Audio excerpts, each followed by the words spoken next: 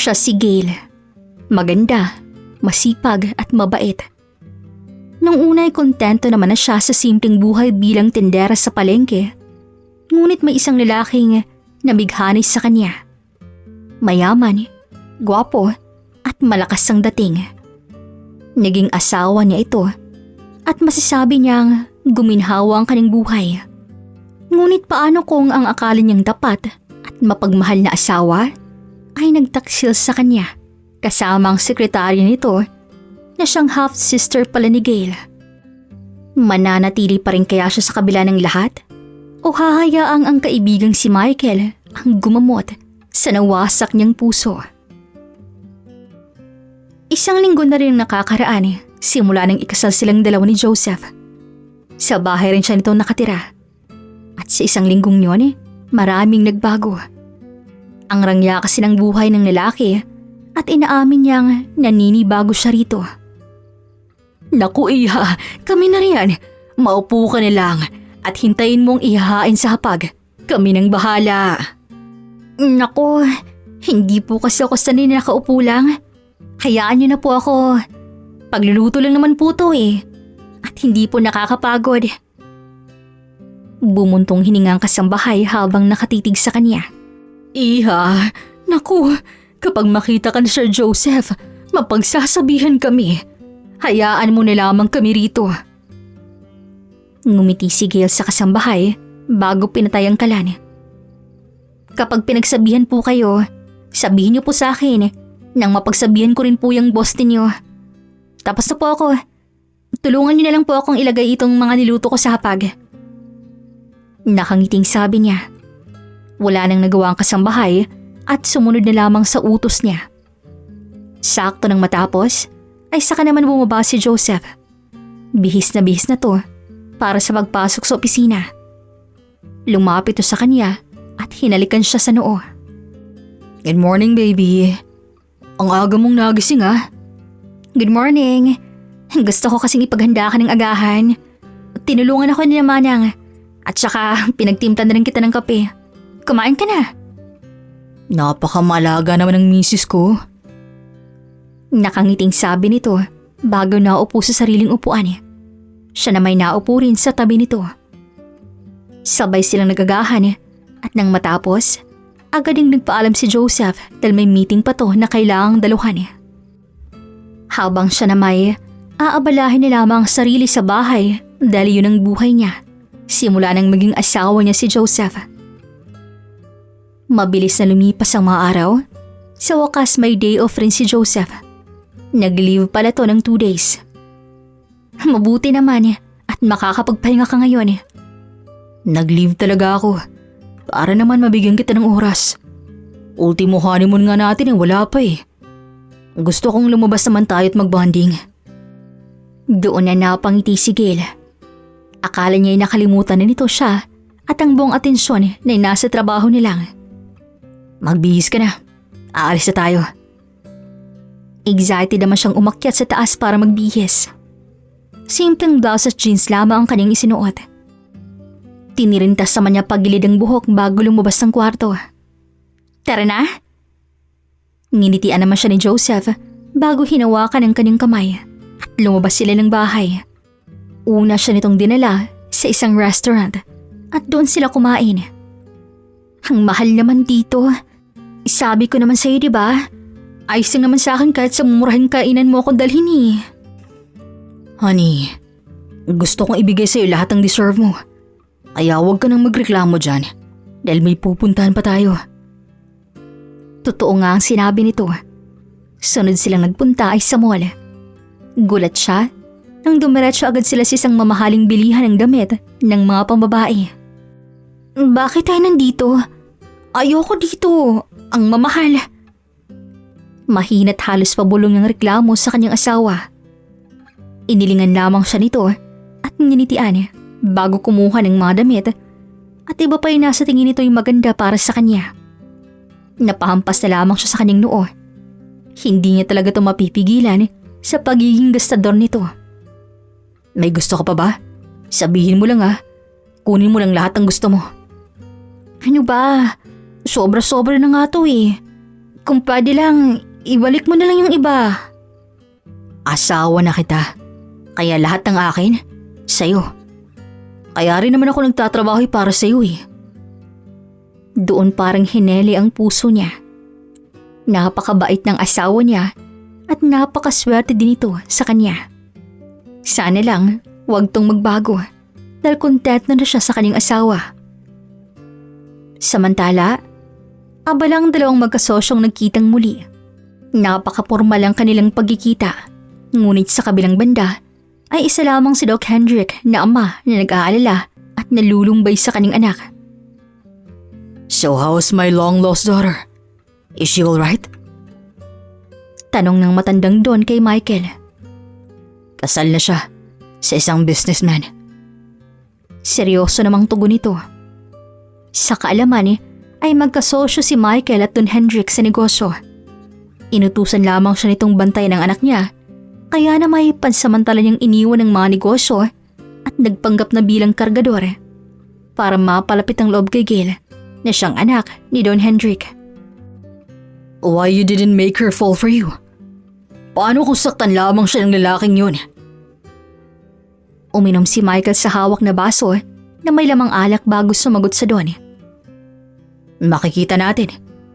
If that happens, doon na ako papasok sa eksena para sagipin ang anak mo. Bumuntong hininga lamang to at tumango. Si Don Hendrik ang tunay na ama ni Gail. Pinaampon niya si Gail sa mag-asawang Flora at June na mga dating katiwala sa mansyon dahil anak ng Don sa ibang babae si Gail, kaya hindi matanggap ng legal na asawa ng Don at binalak nitong patayin si Gail.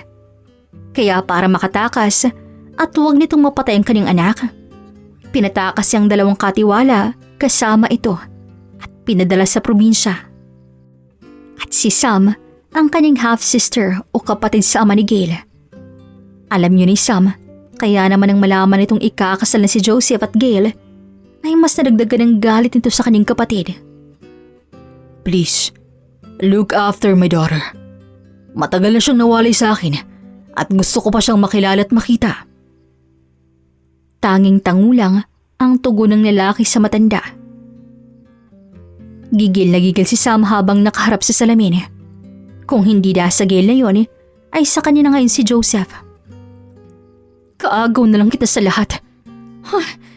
Damn you, my half-little sister. I swear, aagawin ko sa'yo si Joseph, and I will make sure that he will choose me. Gigil na pag-uusap nito sa kanyang sarili habang nakaharap sa salamin. Simula kasi nang malaman niyang half-sister pala niya to, ay mas nadagdagan ng kagustuhan niyang masaktan ng damdamin nito at kunin ang lalaking gusto niya. Napangisi na lamang siya sa kanyang naisip bago naglagay ng red lipstick sa kanyang mapulang labi. Bahagya pa niyang binaba ang suot na sexy top para mas lumitaw ang cleavage niya at naglagay pa ng powder sa mukha bago lumabas ng restroom. Agad naman siyang pumasok sa opisina ni Joseph na ngayon kasalukuyang nagpapahinga. Napangiti si Sam nang may maisip na kalokohan niya. Lumapit siya rito at marang umupo sa kandungan nito. Dahilan para magmulat to ng mga mata. Get off me, Sam. Tigilan mo ako kung ayaw mong sisantihin kita mismo ngayon. Galit na sabi ni Joseph sa kanya. Akma na siya itong itutulak nang ipulupot na lamang na bigla ang parehong braso sa batok nito. At mabilis niyang inilapit ang mukha sa mukha nito at hinalikan sa labi si Joseph. Bahagya niyang kinagat ang labi ng lalaki dahil bahagya itong nakaawang. Nang mukhang matauhan to, ay tinulak na siya ni Joseph ng tuluyan. Damn you! Stop seducing me! I will never cheat on my wife. Hindi mawawala ang pagiging loyal ko sa kanya. Kahit ano pang gawin mo. So you better stop what you're doing, Sam. Bago ko pa makalimutang babae ka. Ngumisi siya bago inayos ang sarili. Alam niyang bibigay rin to sa kanya. Alam niya, dahil dati nang may nangyari sa kanila bago pa nito maging asawa ang kanyang half-sister. Bibigay ka rin. If not, papalapit pa lang sana ako. Tinulak mo na ako. But no, You even let my lips touch yours, honey. Malanding sabi niya bago lumabas ng opisina nito. Alam niyang bibigay din to. Ganun niya ito kadaling mahalikan kaya panigurado siyang madali lang ring makuha to. Let's see, Joseph, kung hindi ka ba talaga sa akin bibigay. Nang araw ding yon, umuwi na nga si Sam sa mansyon ng kanyang ama. Kadarating pa lang niya ay nasa sala to at mukhang inaabangan ng kanyang pagdating. Lumapit siya rito at nakipagbeso. Hey Dad, did you miss your beautiful and lovely daughter? Will you fix your clothes? Kulang na lang, lumabas yung kaluluwa mo. Sa halip na sagutin ang tanong niya, ay yun ang sinabi ng ama. Lihim na lamang siyang napairap sa hangin. Whatever, Dad. This is what you called fashion. Anyway, where's Mom? With her amigas. By the way, I found out that you're working under your half-sister's husband. Please take care of her and look after your sister. Baka lokohin siya ng lalaking yon. Napangisi siya sa sinabi ng kanyang ama. Bakit naman niya gagawin yun? Kabaliktaran nun ang kanyang plano. Half-sister na umagaw ng lahat sa kanya, maging ang lalaking gusto niya. Siya ang nauna rito, kaya dapat lang na sa kanya mapunta to sa huli. Masayang tumutulong sa kanilang mga kasambahay si Gail sa pagluluto ng hapunan. Na-miss niyang gawin yun. Gusto rin kasi niyang magbanat ng buto. Ayaw niyang maging tambay-tambay lamang sa bahay. Sure kayo manang ha?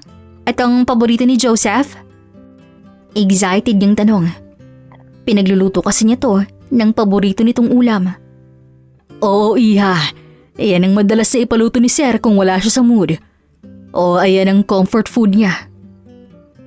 Napatango-tango siya at inamoy ang nilulutong putsero. Sana magustuhan niya.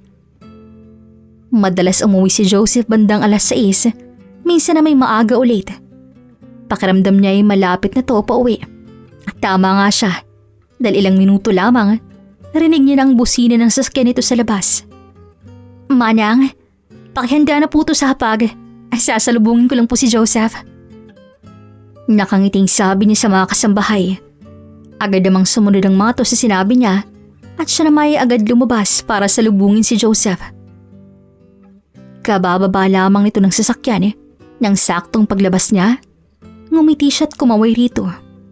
Pansin niyang kakaibang aura nito. Hi, hubby. Kumusta naman sa trabaho mo? Pagod? Niyakap siya nito at hinalikan sa noo. Maraming ginawa. Alam ko na, para mawala ang pagod mo. Pinagluto kita ng paborito mong ulam. Tara na, kumain muna tayo baka lumamig pa eh. Tumango lang to at sabay silang naglakad papasok sa loob at nagtungo sa dining area. Pareho lamang silang tahimik habang kumakain. Mukhang pagod talagang asawa niya at maraming iniisip kaya hindi niya naginulupa pa. Nang matapos kumain, agad ring nagpaalam si Joseph na mauna nang aakyat para makapag-shower. Napabuntong hininga na lamang si Gail at inintindi ang asawa. Pagod lang to kaya ganon. Nang matapos siyang mag-ayos ng mga pinagkainan, ay hinayaan niya ng kasambahay na maghugas nito. Saka siya umakyat sa kanilang kwarto. Naabutan niya si Joseph na kakahiga lamang sa kama at nakapagpalit na rin to. Come here, wife. How's your day here? Lumapit siya rito at tumabi ng higa. Naayos naman. Tumulong ako kay Manang sa pag-ayos ng garden. Ang gaganda ng mga halaman doon. Hindi ka naman ba napagod? Hindi no. Parang ayun lang. Nag-enjoy nga ako eh. Ngumiti lamang si Joseph at iniyakap nito ang braso sa bawang niya bago siniksik ang ulo sa kanyang leeg. I love you so much, wife. Napangiti na lamang si Gail sa kamarahang sinukli ang buhok nito gamit ang kanyang kamay. Mahal din kita, mister ko. Nga pala, honey. Meron akong business meeting bukas at baka abutin ako ng ilang araw eh. Ikaw na munang bahala rito sa bahay habang wala ako ah. You can also do anything you want. Mag-enjoy ka habang wala ako. Paalam sa kanya ng asawa. Wala naman siyang tutol at magagawa dahil trabahong aatupagin nito doon. Sige, basta mag-iingat ka ha. Mag-text at tumawag ka rin. Hihintayin kita rito. Nakangiting sabi niya, puno ng pagtitiwala dito na wala itong gagawing ikakasira ng tiwala niya rito at ikakawasak ng kanyang puso. Makakaasa kang gagawin ko yan. Now, matulog na tayo at maaga pa ako bukas. Tumango lang siya at sabay silang natulog. Kinaumagahan, tinutulungan niyang mag-impake si Joseph para sa business trip nito sa Palawan. Mga ilang araw ka pala doon? Mga 2 araw lang. At tatawag at mag-text naman ako sa'yo eh. If I could just bring you there, isasama talaga kita. Okay lang, hihintayin kita. Mag-iingat ka rin ha. Nga pala, sinong makakasama mo? Saglit namang natigilan si Joseph. My secretary, si Sam. Napasimangot na lamang siya sa sagot nito. Ang babaeng yun palang makakasama ng kanyang asawa. Iba pa naman ang kutob niya rito. Sana lang, mali siya. Huwag masyadong dikit ha. Baka agawin ka pa niya sa akin.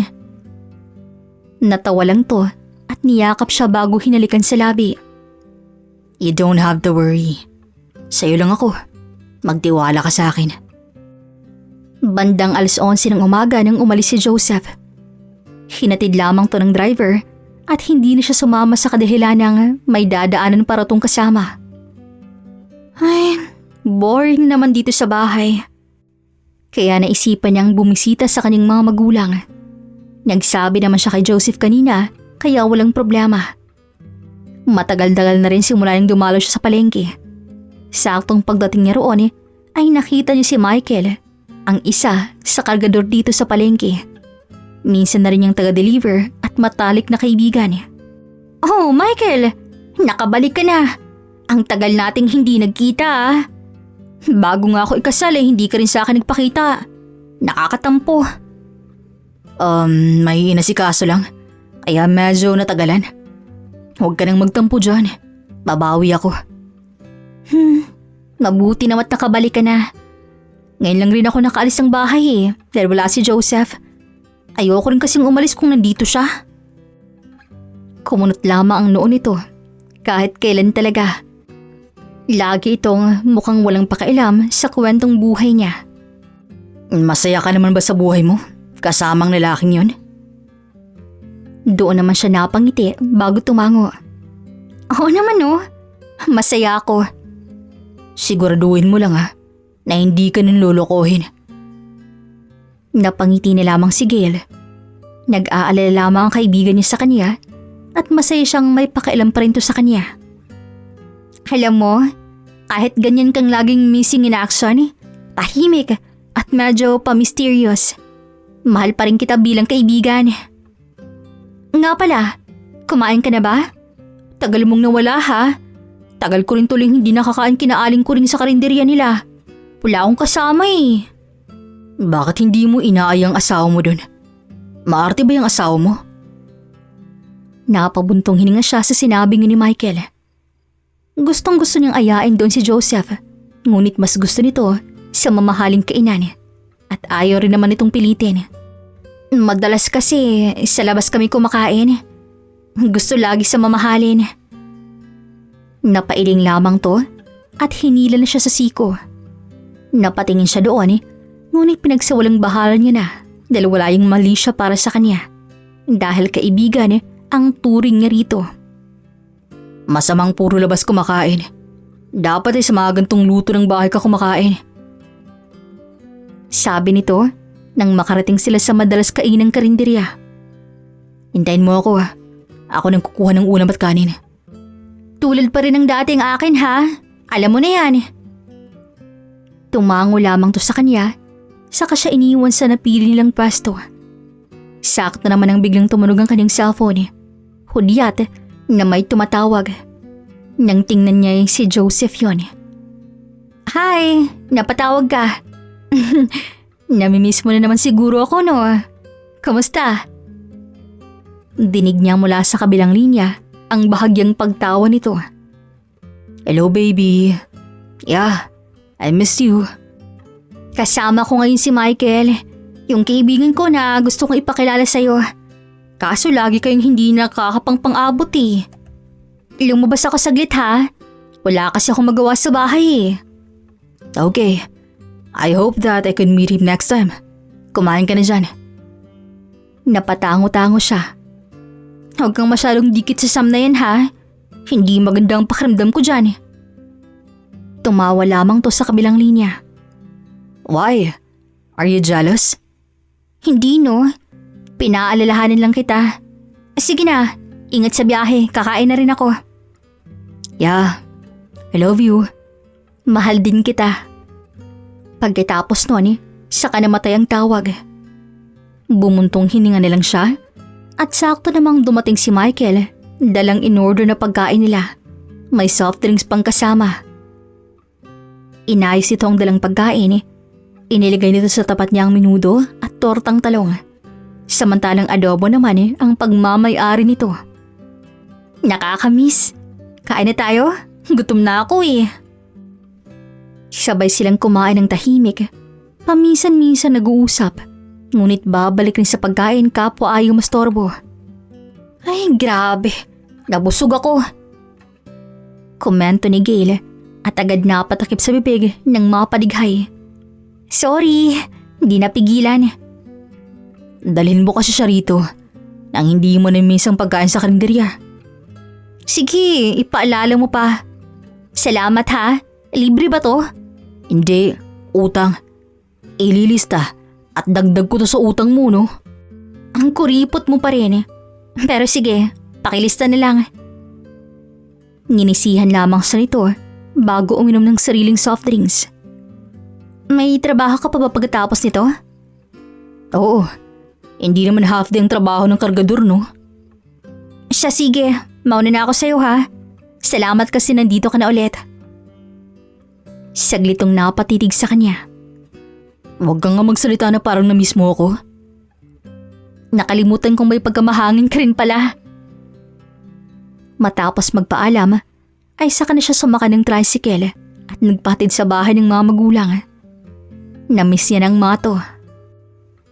Samantala, nasa labas na ng kanilang gate si Sam, inaabangan ang pagdating ni Joseph. Ngayon ang araw ng alis nila patungong Palawan para sa business trip. Well, this is a great chance. Mas makukuha ka ng madalian, Joseph. Nakangising pagkausap niya sa kaning sarili. Ilang saglit lang, dumating nga ang sasakyan nito. Binuksan niya ang backseat at naroon si Joseph. May sarili tong driver. Hey baby, akala ko kinalimutan mo na ako eh. Magtatampo pa naman sana ako sa'yo. Mabuti nandito ka na. Shut up o iiwan kita. Get in. Ngingiti-ngiti na lamang siyang tumahimik. Sa ngayon titigil muna siya. Mamaya na lamang muli. Mahigit ilang oras ang biyahe sa eroplano patungong Palawan. Nakatulugan na rin ni Sam at dahil katabi lang siya ni Joseph, ay nagkaroon siya ng pagkakataon para sumandal dito. Nang makarating sa resort hotel, ay magkahiwalay silang dalawa ng kwarto, ngunit magkatapat lamang yun. Di bali na, malapit lang naman. Hindi pa rin yung sapat para matigil ang kaning mga pinaplano. Magagabi na rin naman kaya naman kumain muna sila ng sabay bago nagtungo sa kanya-kanyang silid. Nang matapos siyang maligo, lumabas siya ng banyo na tangi ang suot lang ay bathrobe. Sinilip niya ang kabilang kwarto kung saan nakabukas to at tanaw niya si Joseph. Napangiti siya sa kanyang sarili nang may maisip. Kasalukuyan pa nitong kausap ang asawa nitong si Gail, ang kanyang half-sister.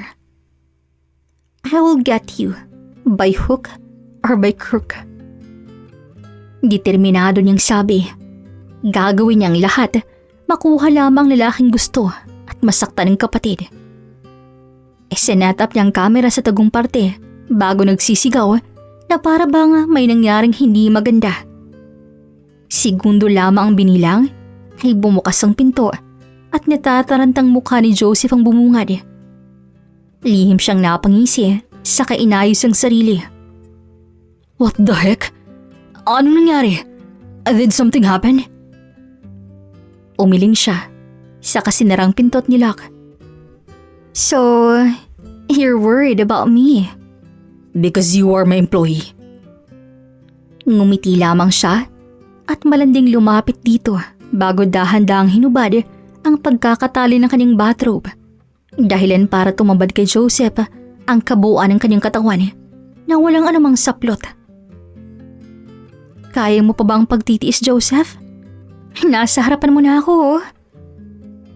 Ang kaninang inis sa mga mata ni Joseph ay napalitan ng pagnanasa habang nakatingin sa kanyang hubad na katawan. Get dressed before I lose my patience. Nakakaakit siyang umiti at lumapit dito hanggang sa magdikit ang kanilang mga katawan. Then lose your patience, baby. I won't get dressed unless something happens between us. Napakagat labi si Joseph na para bang yun ang hangganan ng kanyang pagtitimpi. Para bang biglang nawala sa isip niya na meron siyang asawa at dapat siya rito. Sinunggaban siya ni Joseph ng marahas na halik sa labi na kanyang tinapatan naman. Ang halik ay bumaba sa kanyang liig habang ang mga kamay nito ay malayang naglalakbay sa kanyang maselang parte ng katawan. Ang mainit na tagpong yun ay nauwi sa pagtatalik na siyang nakuhanan sa video. Hindi lang isang beses may nangyari dahil nakailang ulit pa sila bago tuluyang mapagod at tumigil. Kinaumagahan, masama ang pakiramdam ni Gail ang magising. Kausap niya kagabi si Joseph nang bigla itong magpaalam dahil may emergency daw. Pagkatapos nun, hindi na ito nakabalik pa. Tumunog ang kanyang cellphone na nasa kanyang bedside. Matapos niyang bumisita sa mga magulang kahapon, ay umuwi rin siya agad at sa bahay nilang mag-asawa siya natulog. Isang hindi pamilya na numerong nagpadala ng video sa kanya. At nang buksan niya, nagimbal siya sa kanyang nakita. Hindi ito totoo. Natutup niya ang sariling bibig nang makitang asawang nakikipagtalik sa kanyang sekretaryang si Sam. Hindi niya na nagawang patapusin pa dahil sa nararamdamang halo-halong emosyon. Galit, pagkasuklam at pandidiri sa dalawang nangingibabaw. Walang tigil sa pagluhang kanyang mga mata. Bahagya na rin siyang nanginginig habang inaayos ang mga gamit sa maleta. Una niyang naisip na umalis sa lugar na yun. Wala na siyang dahilan pa para manatili. Sinira nito ang kanyang tiwala at ang kanyang pagmamahal. Tumawag lamang siya ng taxi at walang paalam na umalis ang bahay ni Joseph. Nang makauwi si Gail sa kanila, ay para siyang anumang oras ay mawawala sa kanyang sarili. "Oh anak, bakit ka nandito? At bakit nandito yung mga gamit mo?" Pinahid niya ang luhang walang tigil saka malalim na bumuntong hininga. "Hindi na ako babalik doon, ma. Makikipaghiwalay na ako." Bakas ang gulat sa mukha ng kanyang ina at sakto namang dumating ang kanyang ama. "Anak, anong nangyari?" "Nahuli ko po siyang nakikipagtalik sa sekretarya niya. Sapat na po siguro yun. Naiwalayan ko siya, pa." Pagak siyang natawa sa kanyang sariling tanong. "Magpapahinga muna po ako." Agad na siyang umakyat sa dating kwarto at doon ibinuhos ang lahat ng emosyon. Hindi niya na malayang nakatulog na pala siya at nagising na lamang dahil sa sunod-sunod na tawag na kanyang natanggap. Karamihan ay galing kay Joseph at ang panghuli galing kay Michael. Muli na namang nagring ang kanyang cellphone. Tumatawag si Michael. "I'm here for you. Just tell me and I'll help you." Ibang-iba yun sa Michael, kaibigang nakilala niya noon. Hindi siya nagsalita at nanatiling nakikinig. "I know what happened. Don't ask why, because I have my ways. Nandito ako para sa'yo. Kung kailangan mo ako, tawagan mo lang ako at darating ako." Niloko niya ako. Gusto kong makipaghiwalay at may pakulong sila. Pwede ba yun? Yan ba ang hiling mo? Oo. May ebidensya ako. Mabuti yan at mapapabilis ang kaso. Pareho silang natahimik. Wala na yatang luhang lalabas sa kaning mga mata na naubos na kanina pa. Ganyan ba talaga kayong mga lalaki? Mga manluloko? If you just choose the right guy, hindi mo ako tatanungin yan. Anong sinasabi mo? Mahirap kasi sa'yo eh. Napakamanhin mo. Anyway, I have to hang up na. Kakausapin ko pang abogadong hawak sa annulment at kaso ninyo. Pinatayan na lamang siya nito ng tawag. Ito pa rin talaga ang Michael na nakilala niya noon. Muling tumawag sa kanya si Joseph at sa pagkakataong yun, sinagot niya na. May lakas ka pa talaga ng loob na tawagan ako. Napakakapal naman talaga ng mukha mo. Let me explain, wife. Huwag mo akong matawag-tawag na wife dahil hindi mo na ako asawa. Explain? The video already explains everything. Pakisabi sa maharot mong sekretarya na magkita-kita na lamang tayo sa korte. And you, I'm expecting you to sign the annulment paper. Maghiwalay na tayo. No, wife. Please. Walang maghihiwalay. Some just seduce me. I'm sorry, hindi ko sinasadya. Gaguhin mo na ang lahat, Joseph. Huwag lang ako. Wala akong pakialam sa paliwanag mo. Dahil ginagawa mo lang akong tanga. Pagkatapos noon, pinatay niya na ito ng tawag. Una pa lang, masama na ang kutob niya sa babae at tama nga siya. Isa itong higad na nagbabalat kayo bilang isang tao. Sa tulong ni Michael, napabilis ang proseso ng annulment nilang dalawa ni Joseph. Naipakulong niya rin to kasabang kabit nitong si Sam. Mas naging malapit din silang dalawa ni Michael. Nalaman niyang may lihim pala tong pagtingin sa kanya simula pa noon. Nag-propose din to sa kanya na kanya namang binigyan ng pagkakataon. Dahil sa bawat araw na magkasama sila, mas lumalalim ang pagkakagusto niya kay Michael na nauwi sa pagmamahal. May gusto akong ipakilala sa'yo. I hope you understand and accept him. Napakunot ang kaning noo sa ibig nitong sabihin.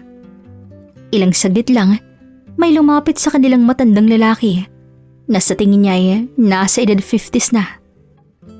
Sino po kayo? Ikaw na ba yan?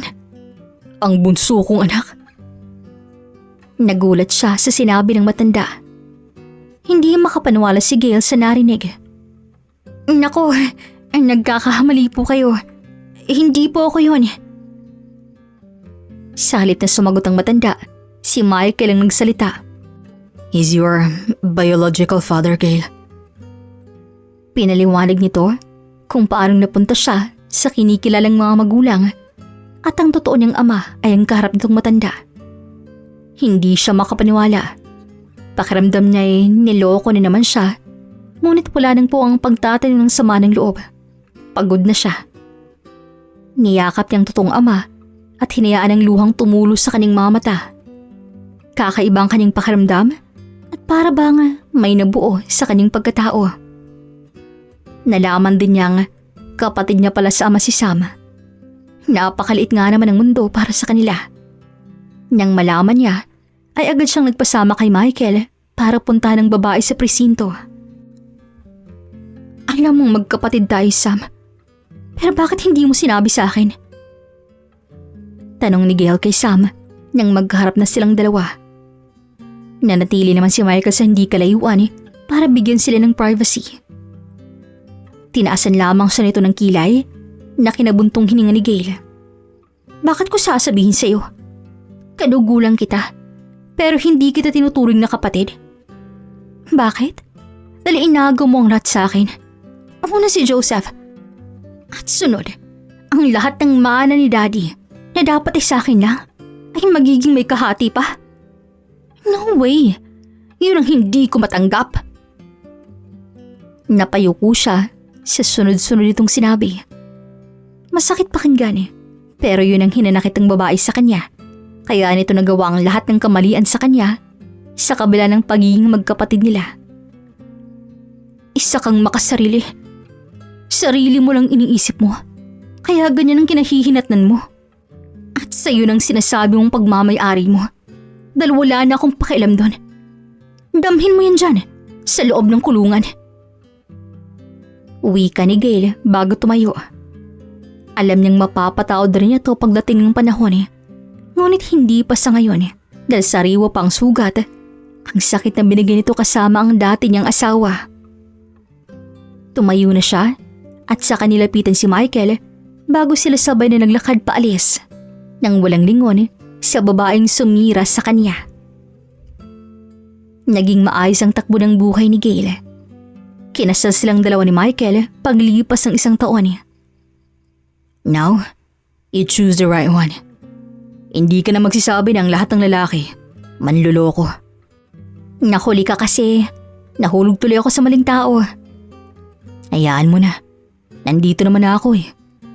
Hindi man ako perpektong lalaki pero isa lang may papangako ko.